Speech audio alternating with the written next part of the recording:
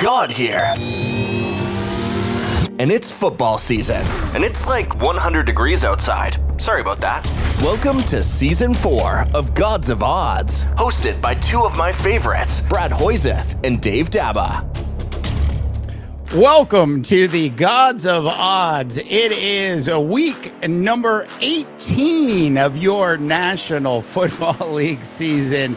That is Brad Hoyseth over there in beautiful Southern California. I'm Dave Daba up in Northern California. And I have to say, Brad, I think at this point, anything that comes out of Aaron Rodgers' mouth should be fact-checked and, of course, questioned. How are you doing today, Mr. Hoyseth? Yeah, it's been one of those weeks. I mean, the last couple of weeks have been kind of rocky. It's anybody's game out there. It just shows there's a ton of parity in the NFL. There was some really bizarro world things that happened last week. That whole thing with the Detroit Lions was just kind of crazy. We'll get into that at some point because I know we're going to go over the Lions-Vikings game. I mean, and then this week, when it comes to picking games, you got like all these teams that aren't going to play anybody, and you got other teams that probably should play people, but you got to wonder if it's in their best interest moving forward with the playoffs on the horizon. So, we'll get into all that stuff, but it's shaping up to be, I think, a pretty interesting playoff season. I think the Niners and the Ravens are, I think, the two clear-cut teams in each conference. But, the Rams have played really good football lately. The Bills have been playing great football. Suddenly, the surging the Pittsburgh Steelers with Mike Tomlin, I've been saying all year, he's the coach of the year. I don't understand it. But, the guy's a great leader of men. That's all I can say about him. He pieces together with bubblegum and what do they say? Bubblegum and rubber bands, that team. And he just keeps making things work. So I'm all psyched up for a good 18th week. My fantasy football team got smashed around in the finals last week, but we do have an overall points pool that I still lead in. So I'm looking forward to maybe winning that thing, hanging on to some of my money. This guy stole my lunch money last week. I absolutely love it, Brad. A couple things for you here. A little bit of breaking news. We're recording Thursday afternoon. It's been about 2 hours since this news broke. And I'm sure, Brad, this is just going to choke you up big time. But Dalvin Cook is now a proud member of the Baltimore Ravens. He won't play this weekend. He'll go to the practice squad, and then before the start of their first playoff game, will be active, or at least that is the current plan. Now, who knows? A week and a half from now, we might see Dalvin Cook get released from the Ravens practice squad. I know how you feel about Dalvin. I know how I feel about Dalvin. It's like Russell Wilson. I just have a hard time believing he's dropped off as much as he has. I think Dalvin Cook performance this year was more a reflection of a really bad offensive coordinator in New York for the Jets than Dalvin Cook's abilities. Yeah, I don't know. I mean, look, Dalvin Cook had lost a step with the Vikings, right? I think that the Ravens, if you look at if there's one position the Ravens aren't overwhelming at, it's running back. Yeah. I don't know that he's going to get in and suddenly be he's not going to be the starter or anything like that. I just think they're looking at him as, maybe a guy that can catch a couple balls down the road. I don't see him being as a tote the rock guy, an every down back, anything like that. They're not going to do that right now. The chemistry is so good with that team that I don't see him coming in and making any type of significant impact. But, maybe 2-3 weeks down the road, if they're still playing, he might get in there for a few plays and make a couple plays. But, the Ravens are going to go where Lamar takes them. I think what's more important is that, they might get Mark Andrews back. Isaiah Smiley's actually played pretty well. But that team is Yeah, they're kind of clicking on all cylinders. I don't know. It seems like more of a gimmick to me than anything, Dave. Running backs are a dime a dozen. Gimmick. Have you ever heard that? The Ravens have so much track record, if you will, for running backs going down. Just adding a Dalvin Cook insurance plan. Yeah, it's like when you go to buy a vacation online and you get asked if you want to buy insurance at the end. And, if you're spending enough, why not pay the $50 for it and cover yourself? So I think that's what this really is, in case, something happens with their current running backs, they'll have them. And then as a change of pace guy, you're absolutely right. Some passing plays and, sort of get Dalvin loose in the wild. I think is what the Ravens are thinking. All right, let's move into my first game here. It's the final week. I've got a 3-game lead on you, Dave. And if you don't make the big comeback, I'm going to be the winner 3 years out of 4. Hey, look at this. We got new graphics. We're going all upscale here on this show. So my first game, anyways, Dave, is your Vikings at your Lions. It's an interesting game, and for many reasons, very different than what the Dolphins-Bills game is. The Lions are 3.5-point favorites, and let me explain myself. The Lions, they have to really think about how much they want to play their top guys, Dave. And I'm going to try to talk you into the Vikings here because I know you want to make a comeback, right? But if you're the Lions, is it really worthwhile playing your starters? I mean, if you win, yeah, you could get the 2 seed. I get that. I understand that.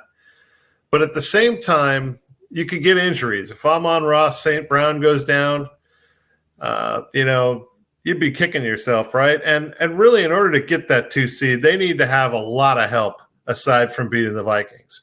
I just don't see really the incentive for the Lions to be playing all their guys. But then on the other side of the coin, you look at Dan Campbell, and nobody has taken more risks this year than Dan Campbell, right? I mean, he goes for it more on 4th down than anybody. By the way, this last game, the whole thing with the fiasco with the offensive lineman, what people are forgetting is that Dan Campbell went for it on 4th and goal from the 4 in the first half. And if he'd have just kicked the field goal, it wouldn't have mattered. They wouldn't have had Dan Campbell's decision, Brad. I had to jump in here because I just couldn't help myself. Dan Campbell's decision after the horrific call by the refs to actually go for 2 while at the 7-yard line was one of the most ridiculous. I'm a child. I'm pouting. I'm refusing to go take a timeout mom moves I've seen a head coach make in the National Football League since, I guess, maybe Brandon Staley. No, I'm totally in agreement with you. I think it borders on reckless when you do stuff like that. And Dan Campbell does a lot of stuff that's reckless. And when you play better teams, you're going to pay a price for that recklessness, right? And so they had a chance to win a big game, and I think he just choked it away. Now, I understand in the moment you're all excited and you're going to go for 2, but as soon as you got the false start or whatever it was, you have to go for the field goal. You just have to, or whatever the call was, a legal man downfield or, whatever they called. And so, but he does take a lot of chances. So the question in this game is, will he play his starters? Is he going to play Laporta the whole game, and he's going to play the defensive end, and is he going to play Goff and Amon-Ra St. Brown? And because they could theoretically get the 2 seed, but they would need Dallas and Philadelphia to both lose, if I'm not mistaken. I don't think that I think they could win the game, and it's not going to matter. I don't think Dallas or Philadelphia is going to lose. But I think Campbell's crazy enough that he'll play his starters because he's a big, puff your chest kind of guy. So I'm going to take the Lions. Yeah, I'm going to give that 3.5 points. I think the Vikings are a disaster right now. They're going back to Nick Mullins at quarterback. The guy's so careless with the football, I can't even believe it. So I'm going to take the Lions. I'm going to give the 3.5. This game just flat out is killing me that I had to pick it. I don't know. I mean, you obviously noticed it wasn't one of my games this week.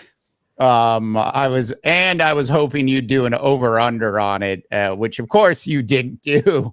So thanks a lot for that, Mr. Hoysep.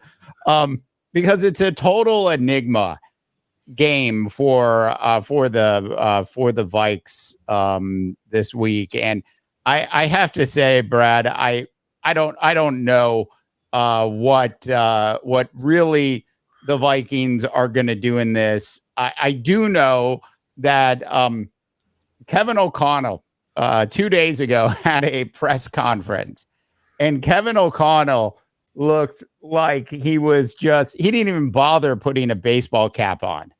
He was a total disaster. And this is the first time I've seen the pressure of the National Football League really get to head coach Kevin O'Connell. I mean, he looked like, and I think one of my favorite quotes I saw was Kevin O'Connell looks like he needs a nap.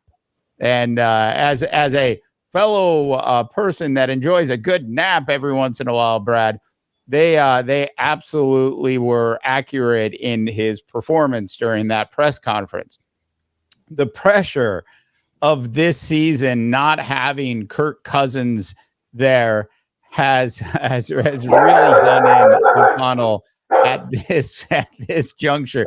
So much so that your dogs are upset about it, Brad. So when I look at this game, and whether or not your dogs are able to convince Josh Dobbs that he's still a legitimate quarterback in the National Football League or not, it's Nick Mullins. I mean, like, what am I supposed to do with Nick Mullins as the starting quarterback in Detroit? Am I really, after seeing what we saw last week, do you really think I am that desperate to flip-flop and go with the Vikings? And the answer is no.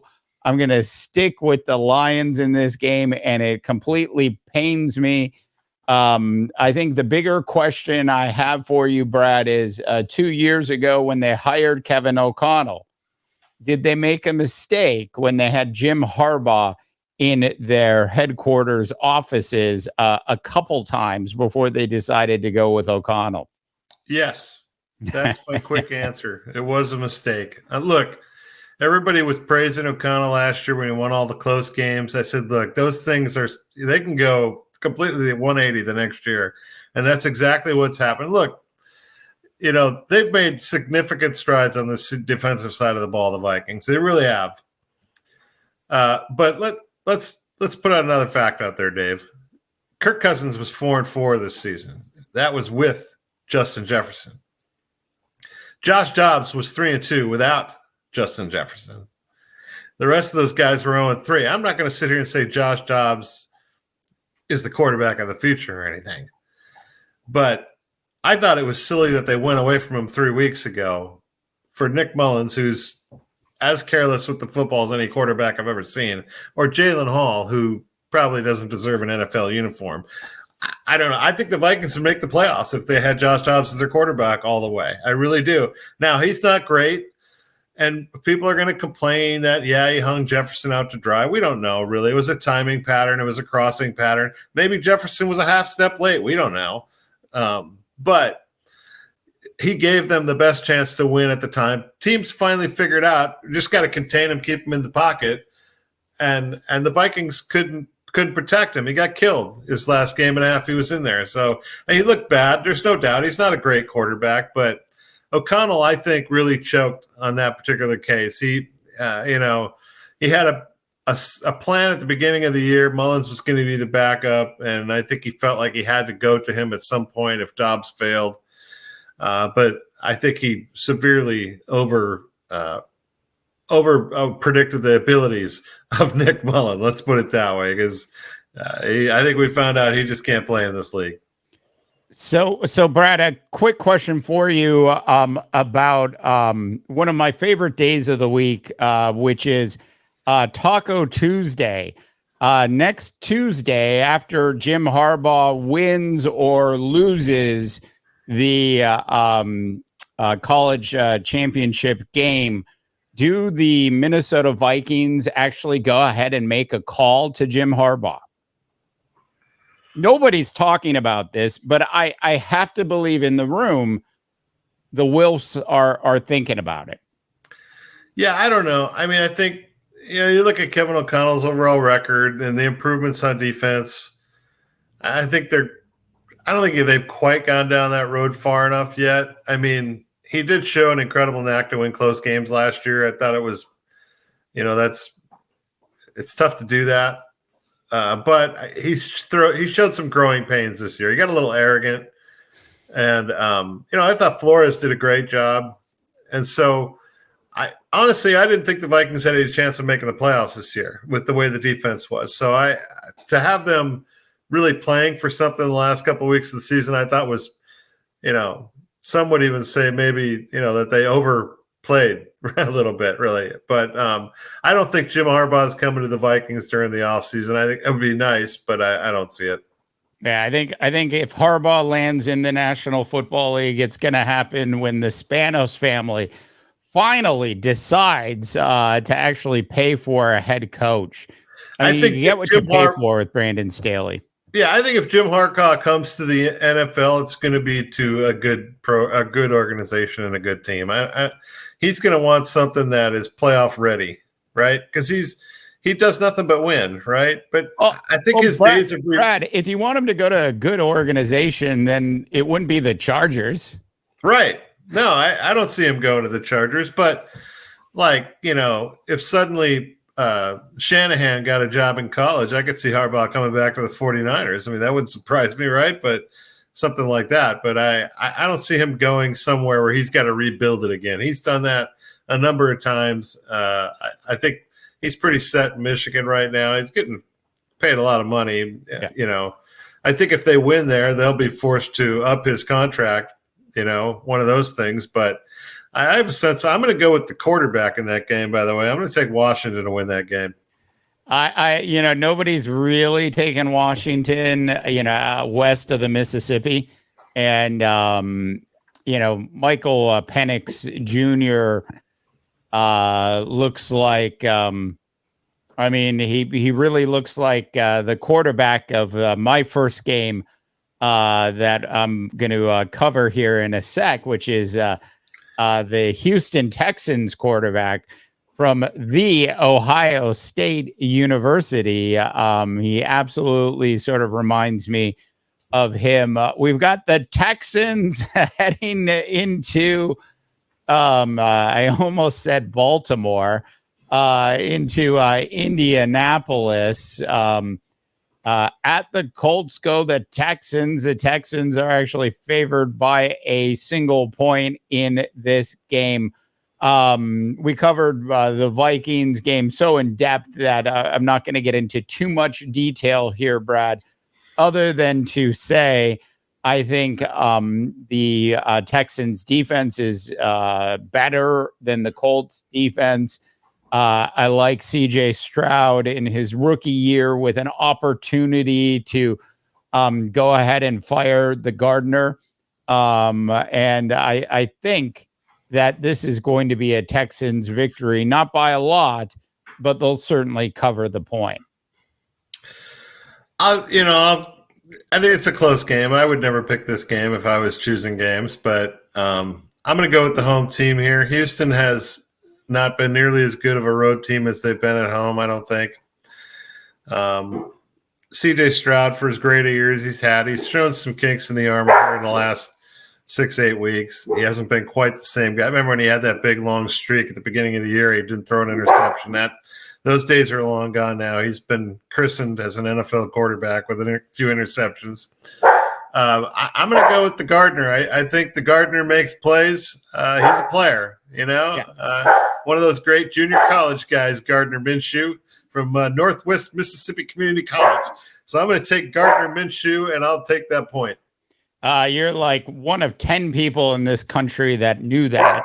And that's why you make the big bucks, Mr. Oisev. This Texans team, it is just so impressive what they've done with this organization in less than a year's time. When we talk about coaches of the year, of course, the head coach for the Texans certainly should be up for that award this year. Should be there for consideration, if you will, Hoisev. But I really like the Texans in this one. I've been basically talking about the Colts' impending doom for 3 weeks now, and it hasn't fully happened yet. But I think that's what's going to happen this week. Either way, I think this is going to be a close game. Well, speaking of impending doom, it's my next game, the Cowboys at the Commanders. There's rumors out there now that Riverboat Ron is going to be his last game as Washington. I don't know if it's true or not, but it's absolutely got to be true. And that rumor has been going around for 12 months. Yeah, and the Cowboys are at Washington. They're a 13-point favorite, though. That's a big line. I know how much you like those big lines, Dave. And the Cowboys, they got, they're holding all the cards right now. They're going to be the 2 seed if they win. I think they come out, they make quick work. I can't imagine the Commanders having a lot of fight in them. They might play. I know it's a good old-fashioned, NFC East matchup and all that kind of stuff, but I don't think that plays, very long when you see your golf club sitting in the corner of the room wanting to be used if you're a Commander player. So, look, I don't have a lot of faith in Thurston Howell III at quarterback there. I don't think he hangs with the Cowboys. I think they go in and they think they blow them out, Dave. And that 13 points, I'm going to give it. Commanders have nothing to play for. Cowboys have 2 home games to play for. Yeah. Cowboys have a lot to play for in this one. And of course it's, divisional game and probably Riverboat Ron's last game as a head coach with the Commanders. I looked at this and, I don't trust Mike McCarthy. Especially at the end of a close game like last week where he decides to throw the ball 3 times. I mean, the Detroit incident in Dallas last week should have never happened if Mike McCarthy had handled things the appropriate way. And he obviously, didn't read the basics of NFL coaching, 101. I really worry about McCarthy on the road. I hate the fact that this line is as big as it is. But I'm going to go with the Cowboys. They just have so much more to play for. And I agree. I think they're going to, get out to a big lead and then stand on it and should win this game by 13 plus. Yeah. I mean, the only way I could see Washington playing in this one, Dave, was like 4 or 5 weeks ago when they still had their 2 defensive linemen that they got rid of, Montez Sweat and whoever the guy was, Chase Young, right? It would have been a different game, but without those guys, that defense is not nearly as fierce and imposing as it once was. Dak and the offense are still pretty darn good. I think the defense has some suspect places there, but the Washington offense is nothing to fear. 13 points, it's a lot. Yeah, I get it, but I got to put my money on the Cowboys. All right, next up, we've got the Jacksonville Jaguars. Traveling to, quite frankly, one of the worst teams in the National Football League, the Tennessee Titans. No word yet if the Titans are going to wear their Houston Oilers uniforms for this one. 5.5 point spread for the Jags. I like the Jags to win the game and to win it pretty convincingly. The Jaguars as a football organization, one of the best ways I would describe this team this particular year is streaky. And now that they're back on a winning streak, I look for them to really take care of business because this game means a lot to the Jaguars. I just don't know what's going to happen in Tennessee with the Titans after this year is up. But I think the Jaguars are going to take care of business and really just beat up on the Titans here. Yeah, I don't know, Dave. I look at it 5.5. I thought that was a big line for this game. I don't think on paper these teams are radically different. I mean, Trevor Lawrence, we don't even know if he's going to play. They still, their wide receiver there is still hurt. Yeah. And he's limping around with a hamstring. I'm very fearful for her because these two teams really don't like each other very much. The Titans are streaky. The Jags are streaky. And you just don't know which streak from week to week, but it's 5.5. That's a lot of point. I'm going to take the Titans at home. Yeah. I'm going to take that 5.5 from you.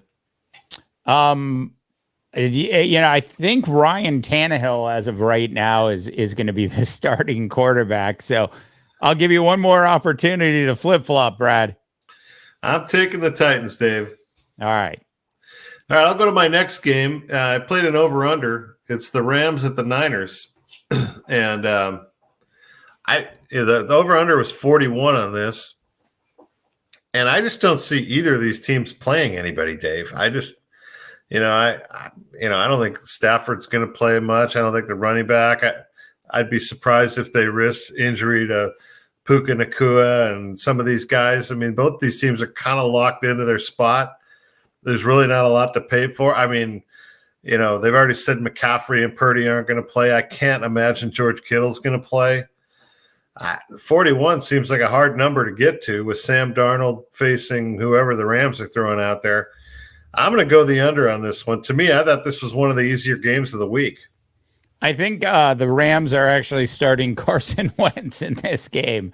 This year's version of Baker Mayfield for the Rams, I guess. To where all former, top NFL draft picks go to revive their careers. I think more than anything, hell of a year for both of these franchises. We expected the 49ers to basically have the year that they've had so far. And I think we're definitely surprised by how well the Rams have played. Sean McVay, the darling of the national media over the last 6 weeks, because, people realized, what a tremendous job he's done sort of getting this organization back to at least winning football on some level of consistency. I mean, remember, they're the only team in the last 5 weeks that's really been able to compete with the Baltimore Ravens in any real way, and could have easily won that game against the Ravens. Give Sean McVay, enough bullets, and he's going to find a way to do some interesting things. But as of a matchup for this particular game, Carson Wentz versus, as you would put it, San Clemente's very own Sam Darnold. I'm not seeing a ton of points being scored in this one either. I hate taking the under, but I am in this game. Yeah, I mean, I just see things, these teams could potentially meet somewhere down the road. I don't see them giving anything up. I see very vanilla offenses, a lot of running the football. This is one of those games that could be done in about 2 hours and 40 minutes. It wouldn't stun me at all. I just see a low-scoring affair, 17, 15, 13, something like that. I don't see it going to 41. Yeah, and speaking of what I'm sure – will be a fast football game. The Tampa Bay Buccaneers head to the worst franchise in the National Football League today, the Carolina Panthers. Guess what, Chicago? You're no longer the worst franchise in the National Football League from a consistent basis. I think under David Tepper's leadership and his ability to throw cocktails at fans. It is just an organization that just can't really get anything right. I feel bad for Bryce Young at this point. One thing is for certain is Bryce Young's not going to succeed as a quarterback with the Carolina Panthers. Maybe he ends up someplace else and he gets in the right system with the right coaching staff. But it's highly unlikely that David Tepper is going to make the right moves and bring in the right coaching staff that's going to be able to, if you will, and I can't even believe we're saying this already, resurrect Bryce Young's career.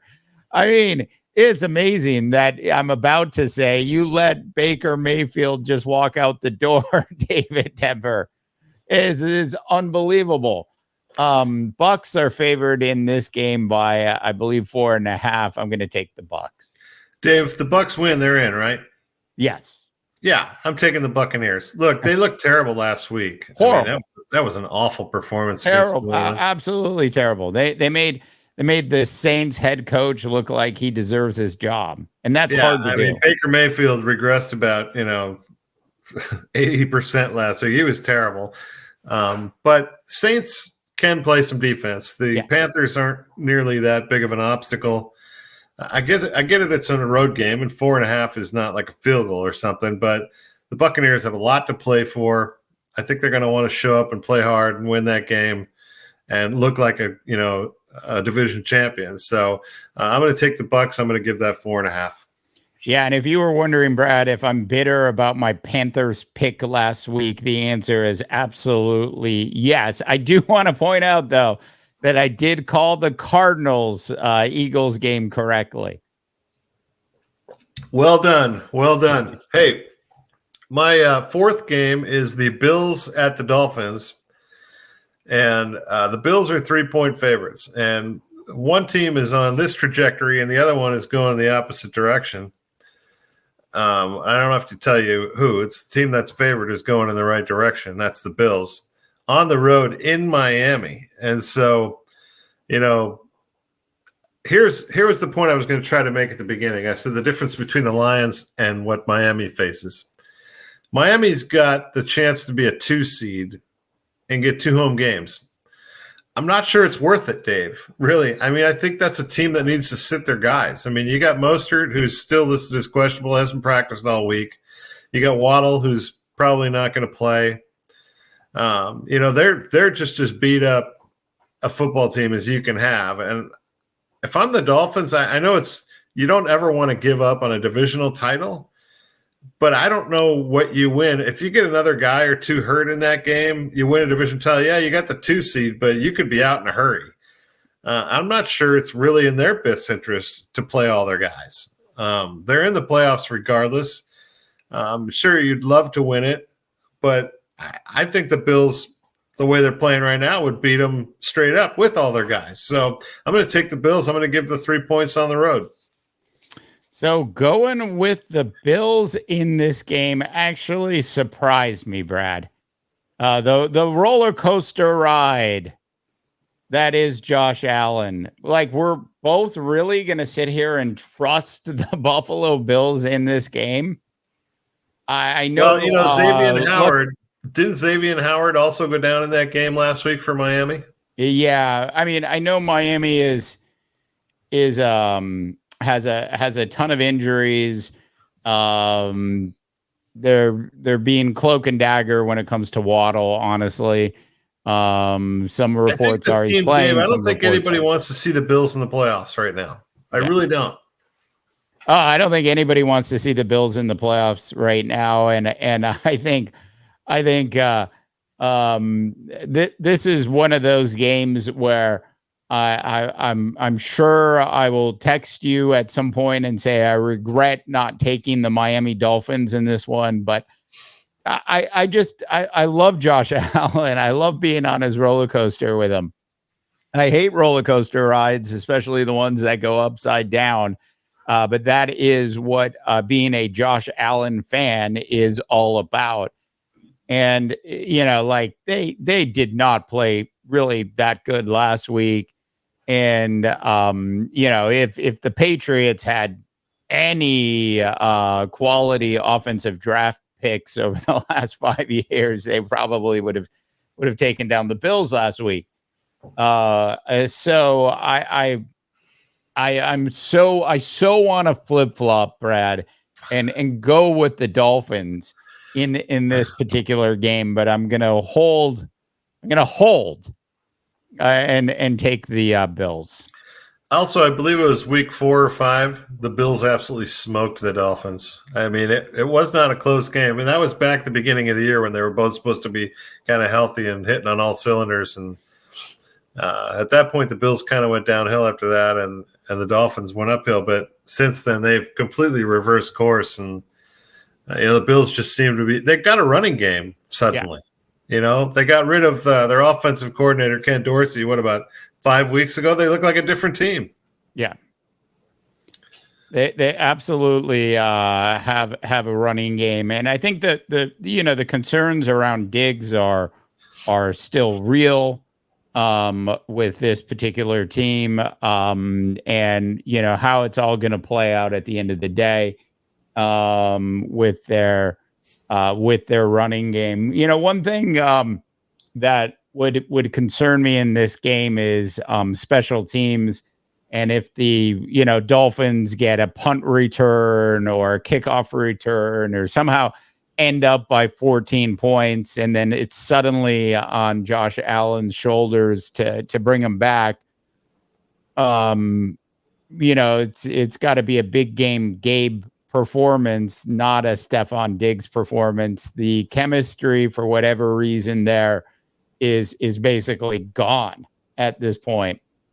It's like that bad Nicolas Cage movie, Gone in 60 Seconds. That's exactly what's happened with this particular team. All right, Brad. Moving on to our next game, which has your Chicago Bears. I know somewhere in your house in a box is a Chicago Bears jersey. I'm sure of it. Bears are actually the Packers are actually favored by 3 at home in this particular game. Despite the Minnesota Vikings having a 3% chance of making the playoffs this year, the Bears at the Packers, I think that the Bears organization is probably really trying to figure out what's going to happen with Justin Fields at the end of this year. Will they pay him a $40 million plus contract to remain the starting quarterback of the Chicago Bears, or will they do probably the right thing, which is move on from Justin Fields and take a Caleb Williams with the number 1 draft pick? So I think there's a lot at stake. I think this is actually going to be a good game. The Packers have a bunch of injuries at wide receiver, but I like the Packers actually a lot in this game. And I think the Packers defense is improving, and how I feel about Justin Fields' inability to read defenses successfully. I think it's going to be a good game. I think it's going to be close, but in the end, I'm taking the Packers.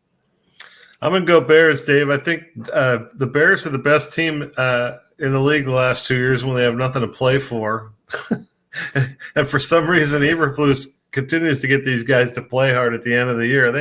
They've been out of it for quite a while, but I think, there's a little less stress to have a bad record when you got the number 1 pick, just regardless, right?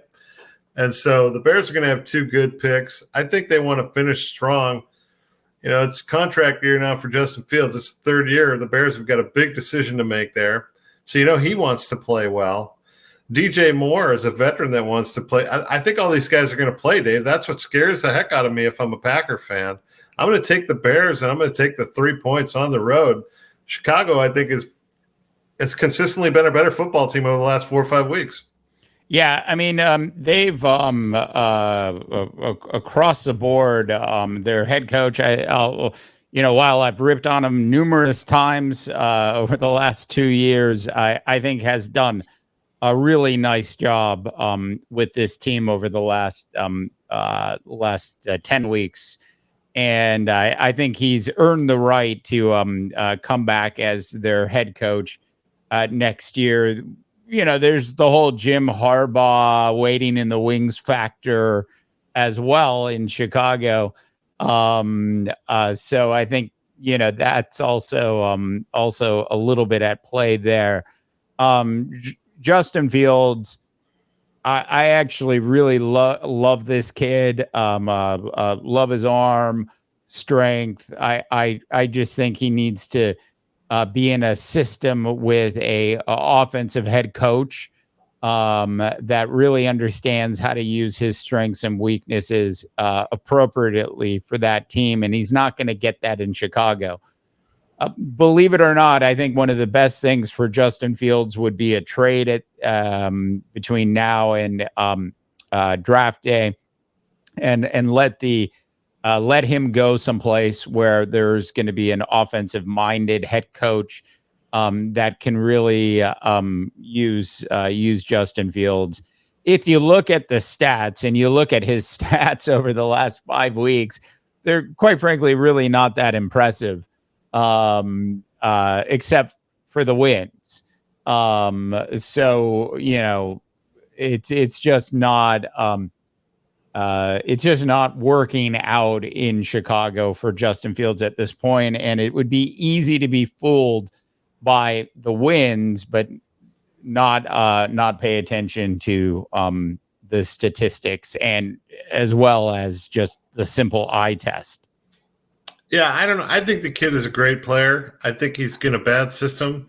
I think the offensive coordinator needs to go there. Yeah. He's an enormously, talented kid with a big frame, and he can run and break tackles, and he can kill you with his legs. But I think he's actually not a bad thrower of the football. He's just got to have an offense that, plays to his strengths. So, anyways, on to my last he made one game. of the best throws, Brad, I've seen in the National Football League in the last 2 years to DJ Moore in the corner of the end zone. With just no flurries and the whole thing. I mean, I love his arm strength, but it's just not working out. And maybe it's a new offensive coordinator, but are the Chicago Bears really not going to draft Caleb Williams with the number 1 draft pick? I don't know. I think if Justin Fields look good, you got, quarterbacks are coach killers, Dave. So one of them's going. It's either the quarterback or the coach. I'm going to guess the coach is getting fired, but that's just me. $40 million plus is probably what you're going to have to pay Fields. That's the going rate for a quarterback, Dave. There's very few of them in the league that got the talent that kid's got. He's got a lot of talent. I mean, I would love for the Vikings to figure out how to trade for him. Vikings quarterback tomorrow. I would absolutely love him to be a Viking. Absolutely, and there's about 20 other teams in the league that would say the exact same thing. So I think the Bears are crazy if they don't go with that. Anyways, on to my last game. It's the Steelers at the Ravens. The Steelers are 3.5-point favorites. The Ravens aren't going to play anybody in this game. And I still have no faith that the Steelers are going to win, Dave. I just don't. I still don't think they're a good football team. I know they're playing a little bit better with, Donner or Blixen or Rudolph or whatever the hell his name is playing quarterback. It's a 3.5-point line. I'm taking the Ravens. Anytime you got Justin Tucker, I think you can win a field goal contest. And I think that's what this game's going to be. I still don't have any faith the Steelers are going to be able to move the ball when they want to. They're running the ball a little bit better, which is great. But the Ravens are still pretty stout defensively. I think they have some backups that are pretty good as well. So I'm going to take the Ravens in the 3.5. Look, the Ravens like to win preseason games, Brad. I mean, Harbaugh does not like to purposely lose football games, regardless of who's playing on this Ravens team. They're going to play hard and probably not turn over the ball too much. So it should be an interesting game. Nonetheless, I mean, this is one of the Saturday games this week. You know how I feel about Mike Tomlin. I absolutely love Mike Tomlin as a head coach, and I have for quite some time. And it's really a shame that the Pittsburgh Steelers organization is as cheap as they are, because like they don't bring him any help through free agency, rarely. And when you don't do a good job drafting quality players over a period of time, it eventually shows up. And Tomlin has done just a masterful job working with the pieces that he has. I mean, for God's sakes, Brad, 2 weeks ago, I said on this very show that I had no idea Mason Rudolph was still in the NFL. I thought he was selling real estate. But anyways, I like the Steelers in this game. I'll take your points and take the Steelers reluctantly. Yeah. Hey, look, one thing, a positive note on the Steelers, Najee Harris finally looks like a good running back. He's doing his best Derrick Henry impression the last few weeks. He does. He's in Najee's defense, he's finally he hits the line, and he's slowed down a little bit, so he's not hitting the line as fast as he used to. But when he hits the line, there's actually, Brad, believe it or not, a little bit of light there for him. So, as the NFL season goes on, there's injuries on other teams, and certain things start to work better. You're absolutely right. Since the firing of their offensive coordinator, things have definitely turned around. And one of the big spots of that turnaround is actually on the offensive line, where Najee Harris, who needs holes, he's not like one of those running backs that can make it happen. So he's had a little bit of light to work with. On to our last game of week 18 of your National Football League season. It is the Atlanta Falcons going into New Orleans. Probably the last game for Arthur Smith as the head coach of the Falcons. Unless he presents some sort of great PowerPoint plan about how, if we bring in Justin Fields, that will equal a Super Bowl next year, Arthur blank. So if he doesn't pull that off, I think he's out of a gig. Why does Arthur Smith hate Bijan Robinson so much, Brad? Why? It killed my fantasy football league team this year just on that. And it just makes no sense to me at all. Look, Heineke's dinged up, banged up. They're not sure if he's going to be able to go. I was wrong about Tua, right about Ritter. And I'll leave it at that. The Saints defense is the one thing that they've done well throughout most of the season. I like the Saints in this one. I'm sure Atlanta will find a way to keep it close. Younghoe Koo, your favorite kicker in the National Football League, will probably have a 55 yard field goal towards the end of the game to make it interesting. But I'll take the Saints. Yeah, I'm going to do the same thing. I just think the Falcons have run out of gas. I'm with you. I'm not quite sure the organization is sold on Arthur Smith any longer. Yeah.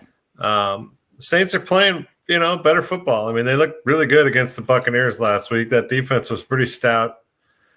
They're playing at home, given 3. I think that's about the right line. I don't really like this game. I wouldn't have picked it if I was picking games, but nonetheless, I'm going to agree with you. I'm going to take the Saints at home in a game that could send them to the playoff. They'd have to have a Buccaneers loss, which is not impossible, but the Saints still have a little glimmer of light. So I say they show up and play hard. Yeah. I think they absolutely will show up and play hard. Well, Brad, we have made it through our fourth season of Gods of Odds. Of course, we will continue the show through the upcoming playoffs. Brad is entering this week. I reluctantly leading by 3 games in our head-to-head competition. Mr. Hoysef, any closing thoughts on week number 18? Well, I mean, the big story, really, if you're going to bet on any of these games, is find out ahead of time who's going to play, really. I mean, there was rumors out there Cincinnati wasn't going to play anybody against Cleveland, right?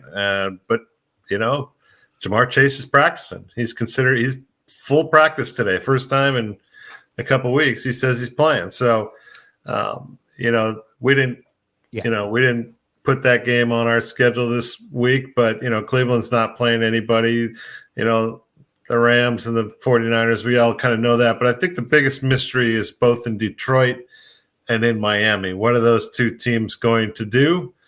For very, very different reasons. If I were them, I would sit them all down. But, Dan Campbell he could be the new Riverboat Ron. He's a risk taker. He wants to puff his chest and say we won.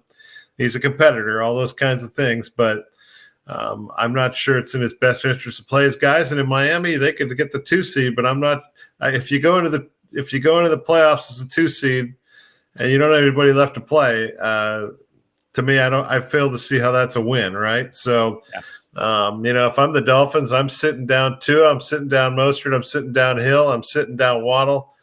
And I'm getting healthy for the playoffs because, to me, without those guys healthy, they're not going anywhere. I suddenly feel better about my Buffalo Bills pick on that note. So, Brad, next on Taco Tuesday, assuming Jim Harbaugh doesn't go back to Michigan, so just assume he's going to take an NFL gig. The 2 teams that I'm going to go ahead and pick where I think he'll land would be the Chargers and or the Minnesota Vikings. Name 2 teams where you think Jim Harbaugh could end up. Wow. Yeah, I don't even know where to guess on that. I don't even know where to start on that, Dave. I really don't. I don't see him. I don't see him moving. I really don't. I think he's going to be in Ann Arbor next year. I think that the Michigan, that's a blue hair football program, and they're gonna have to throw a lot of money at him, and I think they'll come up with it somehow, some way. That's a blue blood program, and they got a lot of money. And if they win the national title, I think they're going to be forced to give him a big contract. Now, if they lose, it's a whole different story. It's been a long season there. There's been a lot of turmoil.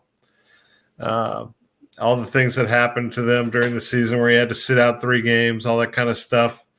That doesn't wear as well when you don't win. When you win, it's like when Pete Carroll was at SC. When they were winning championships, it didn't matter who was getting arrested, right? I mean, it didn't matter because they were winning. Right. And then once in a while, after they stopped winning national titles, people were like, well, what has this guy done for us, right? I mean, we're not winning anyway. So he wasn't as valuable anymore. But if Michigan wins, he'll be in Ann Arbor. Win or lose, I think Harbaugh's done with the NCAA and is moving on. A third team prediction for me that I just want to publicly state, because of course the Viking one was just, homerism at its best, I think. How about the Tennessee Titans, Dave? No, God, no. Bill Belichick leaves the Patriots one way or another at the end of the year, which I believe is actually going to happen. Robert Kraft is then able to tell Patriot Nation we're bringing in Jim Harbaugh as a replacement. That could be if you think about it, one of the best scenarios, the best things that could possibly happen to the New England Patriots this year. I would love to see something like that go down. Dave, I think the most likely spot if there's an NFL town is the Chicago Bears. There you have it. All right. I knew I could drag it out of him. All right. I knew Brad was going to be reluctant to answer that question in any real way. All right. That is it for week number 18 of Gods of Odds. That is Brad Hoyseth over there in beautiful Southern California. I'm Dave DeBob in Northern California, wishing you all a tremendous rest of your sports viewing week.